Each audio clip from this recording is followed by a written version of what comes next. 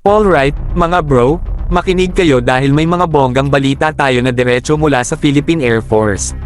Ang Radar Basing Support System Lot 1 ay nabigyan ng malaking go signal na may halagang 12.8 million pesos NOAA Notice of Award na inilabas noong 6 ng Marso. Ang groundbreaking na pag-unlad na ito ay isang malaking hakbang patungo sa pagpapalakas ng kakayahan ng ating bansa sa depensa sa himpapawid, habang patuloy na nag-i-invest ang Philippine Air Force sa cutting-edge na teknolohiya upang panatilihing ligtas at protektado ang ating kalangitan. With the Radar Basing Support System Lot 1 opisyal na nasa aksyon, tinitingnan natin ang isang kinabukasan kung saan ang ating espasyong himpapawid ay mas mahusay na minamanmanan, mas ligtas, at handang tumugon sa anumang banta na handang magtaguyod sa ating direksyon. Pero sandali lang, mga bro, mas nakakakilig pa ito.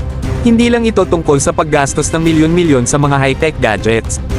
Ito ay tungkol sa pag-i-invest sa kaligtasan at seguridad ng ating bansa na nagtitiyak na mayroon tayong mga kagamitan at teknolohiyang kinakailangan upang ipagtanggol ang ating espasyong himpapawid ng may kumpiyansa at precision. With a state-of-the-art radar system in place, handa tayong madetect ang anumang potensyal na banta bago pa man sila magkaroon ng pagkakataon na kumilos.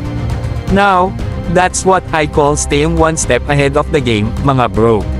So, mag-toast tayo para sa Philippine Air Force at sa kanilang hindi nagbabagong pagtitiwala sa pagpapanatili ng ating kalangitan na ligtas, mga bro.